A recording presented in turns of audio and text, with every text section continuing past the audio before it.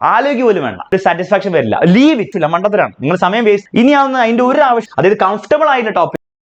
അപ്പൊ ആ രീതിയിലാണ് എൻട്രൻസ് എക്സാമിന് അറ്റൻഡ് ചെയ്യണം. അല്ലാണ്ട് ഇതിങ്ങനെ സിംപ്ലിഫൈ ചെയ്ത് സർ എം വരും, പിന്നെ നോക്കട്ടെ എല്ലും L⁻⁷, പിന്നെ എന്താണ് L⁵5 വരും അല്ലെ, ശരി, L⁵5, പിന്നെ T⁻², ഇതൊക്കെ എഴുതി വെച്ചിട്ട് ഇനി ഓപ്ഷൻ തപ്പട്ടെ, എവിടെ പോയി അങ്ങനെ തപ്പാൻ പോയാല് മിടുക്കന്മാരെന്ത് ചെയ്യും, നിങ്ങൾ സ്പീഡ് അടുത്ത് എഴുതി കേട്ടോ. ഓക്കെ, ശരി.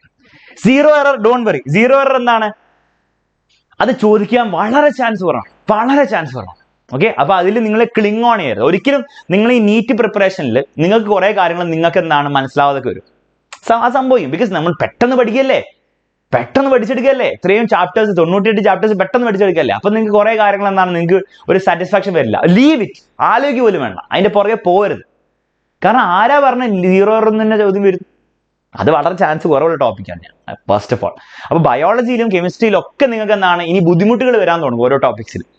ഇഗ്നോർ ചെയ്ത് കളയാ, അത് പഠിക്കാനുള്ള സമയമല്ല. ഇനി നിങ്ങൾക്ക് അറിയുന്ന കാര്യങ്ങൾ നല്ലോണം പഠിക്കാനുള്ള സമയമാണ്.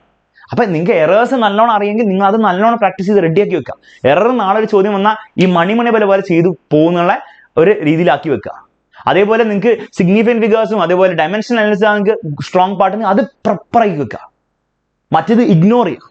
അത് പഠിച്ചെടുത്തുകൊണ്ട് ഒരു കാര്യം, ആ സമയം കൊണ്ട് ബയോളജിയിൽ നിങ്ങൾക്ക് എന്താണ് എളുപ്പമുള്ള കാര്യം നിങ്ങൾ പോയി പഠിക്കേ. മനസ്സിലാവുന്നുണ്ടോ? ആ സ്ക്രൂ ഗേജിന്റെയും വെർനിയർ കാലിപ്പേഴ്സിന്റെയും നിങ്ങൾക്ക് ഒരു ഫീൽ കിട്ടുന്നില്ലെങ്കിൽ നിങ്ങൾ അത് പഠിച്ച് നിങ്ങളൊരു ചലഞ്ചായിട്ട് ഏറ്റെടുക്കരുത്. അതൊരിക്കലും ചെയ്യരുത്, മണ്ടത്തരാണ്. അപ്പൊ ആ സമയത്ത് നിങ്ങൾ എന്ത് ചെയ്യുക, ആ സമയത്ത് ബയോളജിയിലും കെമിസ്ട്രിയിലും നിങ്ങളുടെ സ്ട്രോങ് ഏരിയാസ് പോയെടുത്ത് നിങ്ങൾ പ്രാക്ടീസ് ചെയ്ത് സമയം വേസ്റ്റ് ചെയ്യരുത്.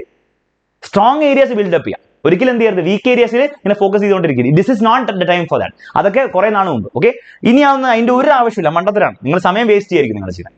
കാരണം നിങ്ങൾക്ക് അറിയാത്ത ടോപ്പിക്സ് നിങ്ങൾ എത്ര പഠിച്ചാലും ഇനി ഒരു സമയത്ത് നിങ്ങൾക്ക് ഉണ്ടാക്കിയെടുക്കാൻ പറ്റില്ല, അതിനുള്ള സമയമില്ല. ഓക്കെ, അപ്പൊ അറിയുന്ന ടോപ്പിക്സ്, അതായത് കംഫർട്ടബിൾ ആയിട്ടുള്ള ടോപ്പിക്സ്, ഞാനിവിടെ ക്ലാസ് എടുക്കുമ്പോൾ നിങ്ങൾക്ക് റെക്കോർഡ് ക്ലാസ്സിൽ നിങ്ങൾ കംഫർട്ടബിൾ ആയിട്ടുള്ള ടോപ്പിക്സ് നിങ്ങൾക്ക് തോന്നുകയാണെങ്കിൽ നിങ്ങൾ അത് മാക്സിമം ഫോക്കസ് ചെയ്യാം. മനസ്സിലായി? അതാണ് നല്ലത്. മറ്റേ നിങ്ങളെ ഡീമോട്ടിവേറ്റ് ചെയ്യും. നിങ്ങൾക്ക് എത്ര നോക്കിയാലും മനസ്സിലാവില്ല, ക്വസ്റ്റ്യൻ സോൾവ് ആവില്ല, അത് വരുമില്ല അവസാനം. അതായിരിക്കും ഏറ്റവും കോമഡി.